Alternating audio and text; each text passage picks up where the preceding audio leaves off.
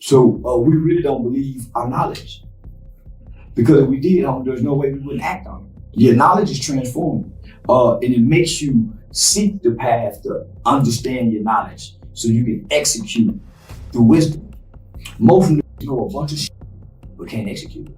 As soon as you said that, it made me think they had a interview with Boosie that came out on the Breakfast Club, and he kept talking about God. And I'm like, now he's going to jail, you talking about God. That's where God wanted him to go. And it just like that, Boosie cut him off. Went to Lad TV, running, calling the man a snitch, calling all that stuff. Whole album done with T.I. And their kids was friends, hanging out, doing all this stuff. And now it was like, boom, he was cool. I'm not messing with T.I. no more because there's these rat allegations and I'm cool.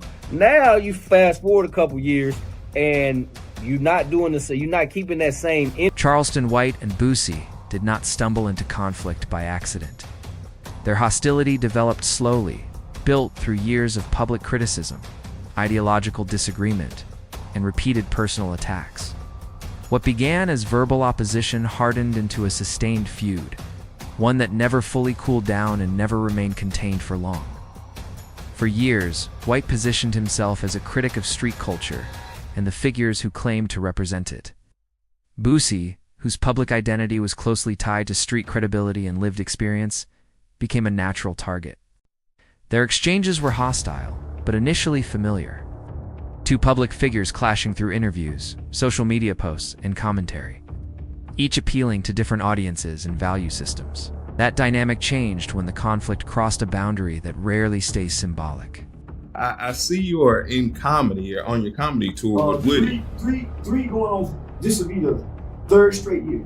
Hey. So I've done over 400 comedy shows. Why comedy tours? Because I didn't know what to do. I was on the internet, homie, frustrated. Saying I'm gonna come play a character. And I'm gonna use my frustration, my education, my knowledge, my theatrical skill. When family became involved, the feud stopped being performative, became personal, unstable, and difficult to control. The moment Charleston White directed his attacks toward Boosie's son, the nature of the conflict shifted. This was no longer about reputation or ideology. It was about vulnerability. Once that line was crossed, there was no simple way back. Boosie's son, known publicly as Tutti Raw and legally as Torrance Taylor, entered the conflict while defending his father online. His responses were emotional, aggressive, and direct. They reflected the environment he grew up in and the language he had learned as an acceptable response to disrespect. First, you talk this street, and from what I understand, in the streets or even in the federal prison system, you have to have paperwork and documentations to show.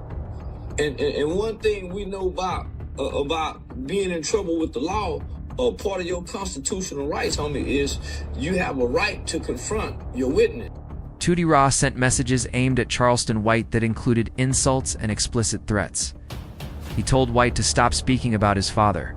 He expressed hostility in terms that mirrored the tone White had long used against Boosie himself. These messages were not subtle, and they were not restrained. From White's perspective, this response was predictable. His provocations were designed to provoke reaction, and Tutti Raw delivered exactly that. But the involvement of a younger family member altered the stakes. What had once been a contained exchange between adults became a multi-generational confrontation with unequal consequences.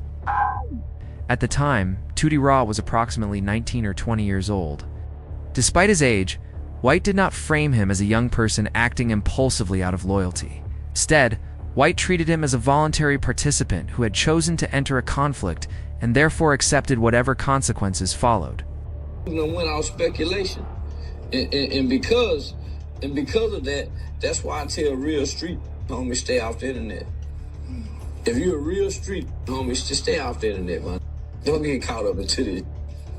This reframing was critical. It allowed White to escalate without restraint, while justifying his actions as proportionate responses rather than excessive retaliation. Charleston White's reaction was immediate and deliberate. Rather than de-escalating or redirecting the conflict back toward Boosie, he escalated it through institutional means. White publicly stated that he reported Tutti Raw to law enforcement. During live broadcasts, White claimed he contacted authorities, sent photographs, and alerted state troopers about Tutti Raw's behavior. He did not imply this indirectly or allow others to speculate. He stated it plainly and repeatedly, positioning himself as directly responsible for the arrest. In most areas of hip-hop culture, such an admission would be career-ending. As soon as you said that, it made me think they had a interview with Boosie that came out on the Breakfast Club, and he kept talking about God. And I'm like, now he's going to jail, you talking about God. That's where God wanted him to go. God wanted a relationship with you. So he sent you to jail so y'all can talk. And every time you hoe, get your put X pills in girl booty. Tutti, come in here and put your on my arm. And you ain't hollering God then. So God wanted this time. Cooperation with law enforcement contradicts the foundational mythology of silence, loyalty, and internal resolution. But White had long rejected those rules. He did not claim to live by the code, and he did not attempt to protect an image aligned with it. White framed his actions as consistent with his stated identity. He described himself as a law-abiding citizen who uses legal systems for protection and leverage. In his framing, involving police was not betrayal. It was strategy. By openly acknowledging this, White removed ambiguity. He was not hiding his methods. He was redefining the rules of engagement entirely. In September 2025, Charleston White claimed that Tutti Raw was arrested again, this time in Atlanta. According to White, the arrest involved possession of a Glock handgun equipped with a switch, a modification capable of converting a semi-automatic weapon into near-automatic fire. White alleged that the arrest occurred within hours of his arrival in the city. While the claim was never officially substantiated, White presented it publicly as evidence of coordination between his presence and law enforcement action. More importantly, he demonstrated no concern about how this portrayal reflected on him. His comfort with being perceived as someone who uses authorities as leverage was no longer subtle. It was overt. As this phase unfolded, White's rhetoric toward Tutti Raw became increasingly explicit. He warned that continued involvement could lead to fatal outcomes. He framed potential violence as self-defense and spoke about death not as hypothetical, but as a foreseeable consequence. White went further, directing these statements toward Boosie himself. He told Boosie that he might have to bury his son before finishing his own sentence. The language combined threat, prediction, and psychological pressure, aimed directly at a parent's fear. At this point, the conflict no longer resembled a typical public feud. It had become a volatile situation involving legal consequences, explicit threats, and family members whose futures were now directly affected. Charleston White's most controversial escalation came when he began directing sustained attention toward Boosie's family as a whole. His comments no longer focused solely on public behavior or online exchanges. Instead, they centered on the consequences that legal trouble would impose on people who were not participants in the conflict itself. Across multiple live streams and interviews, White referenced Boosie's children, including a newborn. He framed Boosie's legal situation as something that would inevitably separate him from his family for extended periods of time. These statements were delivered calmly, often without raised voice or visible emotion, which made them more unsettling. They were not framed as insults, they were framed as outcomes. White also spoke about Boosie's health issues, including diabetes, and speculated on how incarceration could worsen those conditions. In several instances, he suggested that prison environments could lead to fatal complications. The implication was clear. Boosie's legal problems were not just about punishment. They were about permanent damage to his ability to be present for his family. Within hip-hop culture, this marked a clear violation of long-standing boundaries. Artists routinely attack one another's credibility, finances, and reputations. Family members, especially children, are generally considered off-limits. White did not treat that boundary as meaningful. He made family vulnerability a focal point of his strategy rather than an accidental byproduct. This shift intensified public reaction. Even observers who agreed with White's critiques of street culture expressed concern about the direction the conflict was taking. The language no longer felt symbolic, it felt predictive. And once outcomes involving children and health are introduced into a public feud, the potential for irreversible harm increases significantly. Boosie's response to this phase of the conflict stood in sharp contrast to the image he had cultivated over decades. Rather than escalating, he slowed down. Rather than retaliating publicly, he set limits. Boosie warned White to stop involving his family. He stated clearly that this crossed a line. At the same time, he emphasized that he was deliberately avoiding deeper engagement. He explained that responding emotionally or aggressively would place everything he had built at risk. His freedom, his career, and his ability to provide for his children were no longer abstract concerns. They were immediate realities. Boosie acknowledged that he was intentionally keeping White's name out of his mouth. In his framing, restraint was not submission. It was survival. Any misstep could trigger severe legal consequences, especially given his history and ongoing supervision. This decision created an unexpected dynamic. A figure long associated with confrontation and defiance was now exercising caution while being publicly attacked at the most personal level. White used this restraint as evidence supporting his broader argument. In White's framing, Boosie's silence revealed the limits of his street persona. When faced with someone who openly rejected consequences and norms, Boosie chose preservation over principle. White argued that this demonstrated a difference between performance and action, between talking about codes and living with consequences. Whether that interpretation was fair or not, it reshaped public perception of the conflict. Boosie's silence became part of the narrative. White treated it not as absence, but as confirmation. Charleston. White's justification for his actions rested on a broader philosophical distinction he repeatedly emphasized: the difference between talking and doing. In his framing, many figures within hip-hop speak loudly about principles, loyalty, and codes, but retreat when those ideas demand sacrifice. White positioned himself as someone who acted on his beliefs, regardless of how unpopular those actions appeared. He argued that his willingness to involve law enforcement, make public threats, and target areas others avoided demonstrated consistency, rather than hypocrisy. In his view, he was not pretending to follow street rules while quietly violating them. He rejected the rules outright.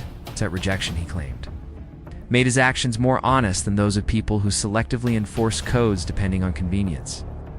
This framework became the lens through which White interpreted Boosie's restraint.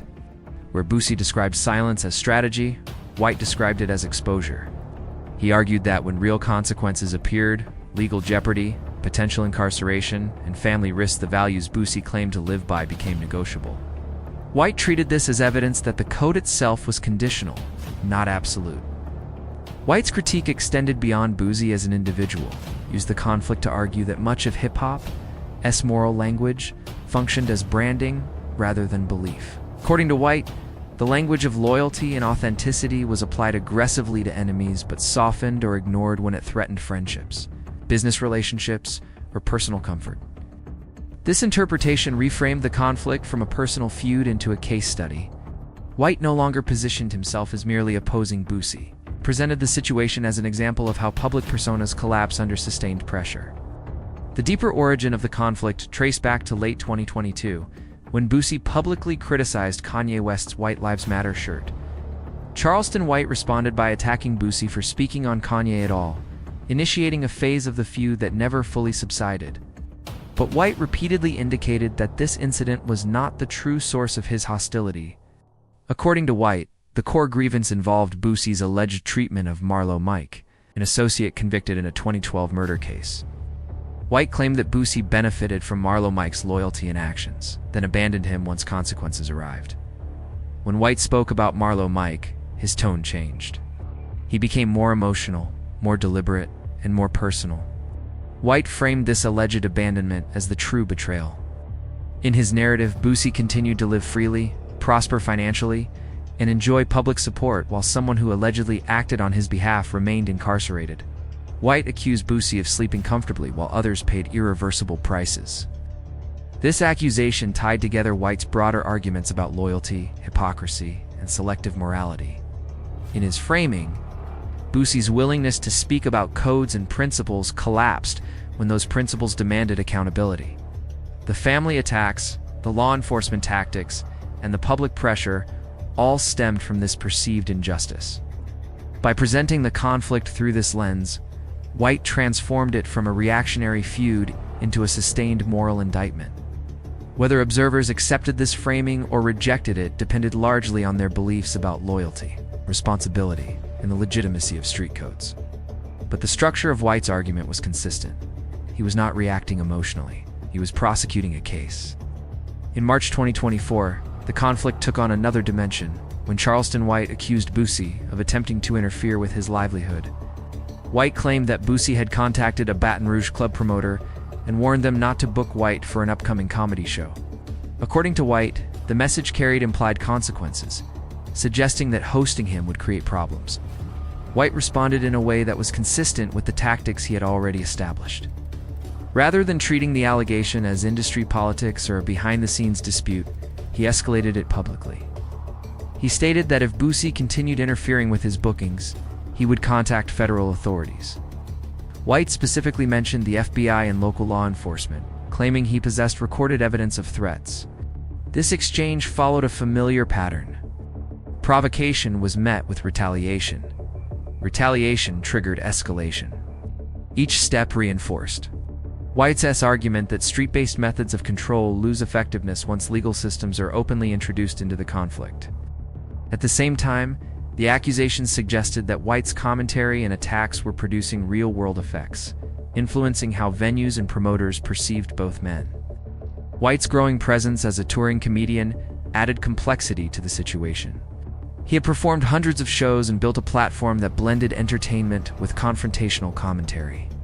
His performances extended the conflict beyond social media and interviews, placing it into physical spaces where security, liability, and public order mattered. Attempts to block those performances, if accurate, indicated that the feud was no longer confined to words. White acknowledged the theatrical aspects of his persona. He openly stated that he studied drama and understood performance. However, he drew a distinction between playing a role knowingly and hiding behind one.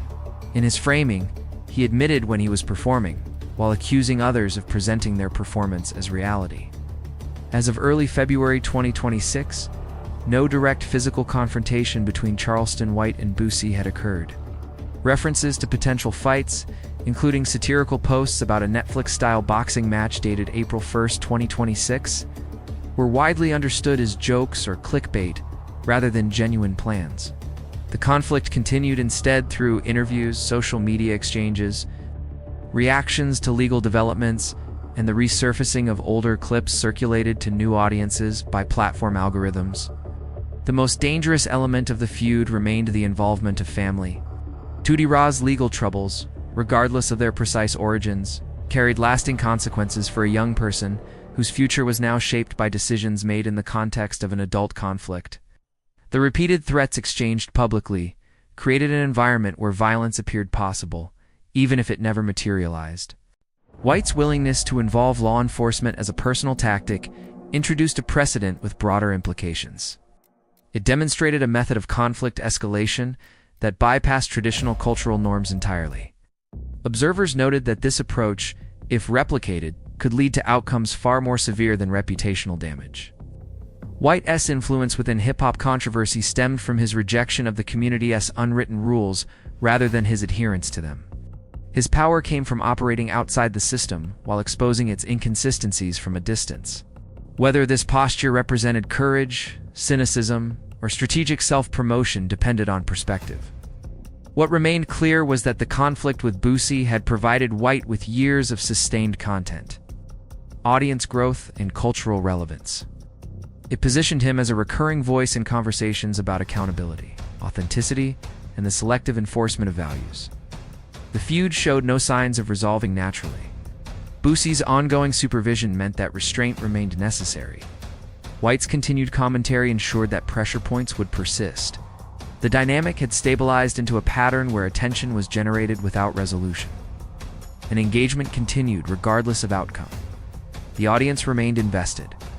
The platforms continued, circulating the material. And both men occupied fixed roles in a conflict that no longer required escalation to remain visible.